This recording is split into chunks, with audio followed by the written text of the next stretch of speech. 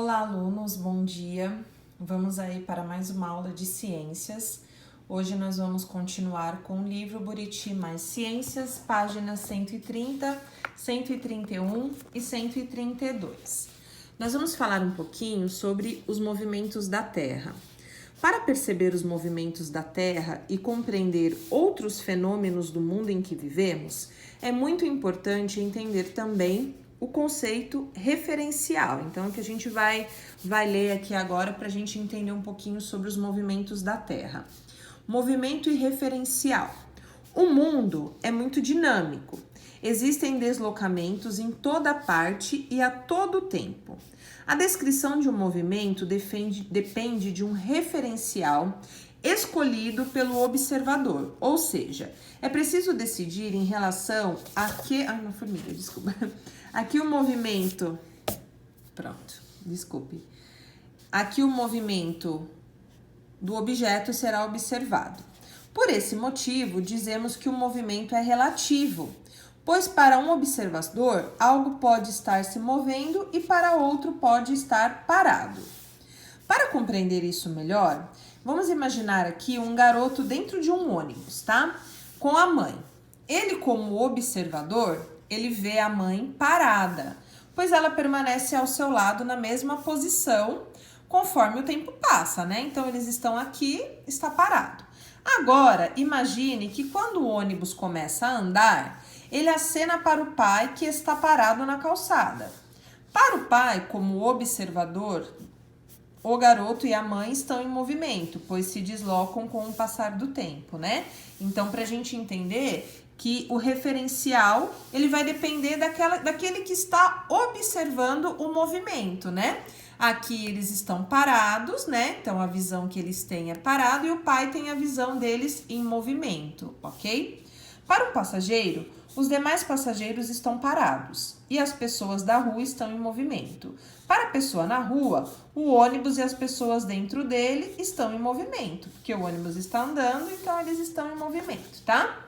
Então, aqui vocês têm aqui as alternativas para vocês fazerem desta página, né? Complete as falas das personagens com as expressões do quadro. Então, paradas em movimento, vocês só vão responder aqui e colocar, ok?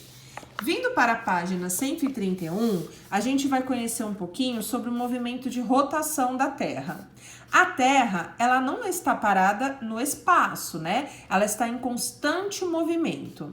Um dos movimentos que ela faz é girar em torno do seu próprio eixo como um peão. Então, ela fica girando em volta, em torno do seu próprio eixo, né? Ela fica no universo, ela fica girando.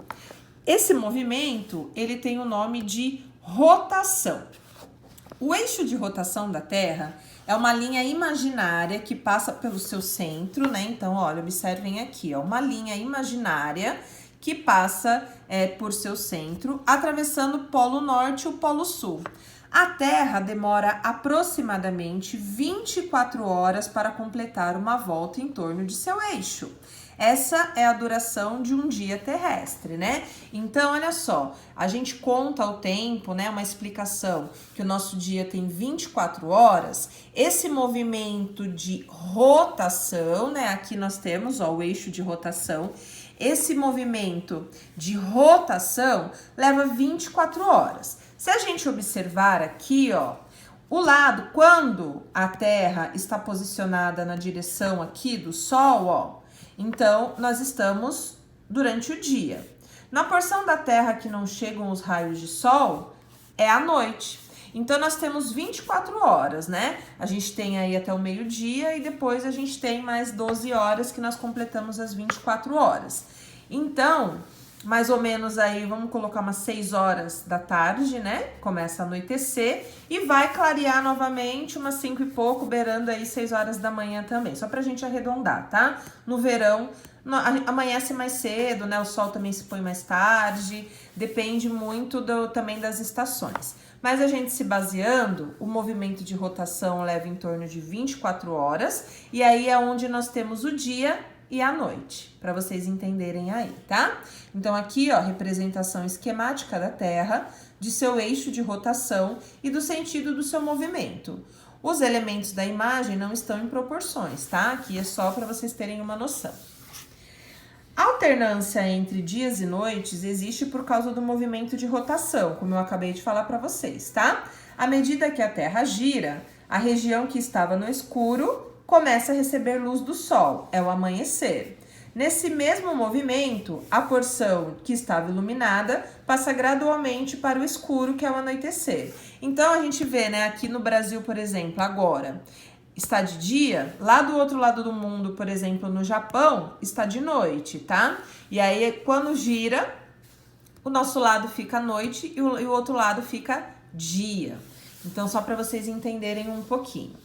Movimentos aparentes. Como estamos na superfície do planeta, nós nos movimentamos com ele. Por isso, não conseguimos perceber seu movimento e temos a impressão de que a Terra está parada e que os outros astros estão passando sobre nós. A trajetória que o Sol descreve no céu ao longo do dia é denominada movimento aparente do Sol, né? Então, a gente que mora aqui na praia, a gente vai lá na praia, a gente está vendo o Sol nascer. E aí o Sol vai subindo, quando chega no meio-dia o Sol está bem central, e aí depois ele vai se pondo até que ele desaparece lá no meio das nossas montanhas, tá?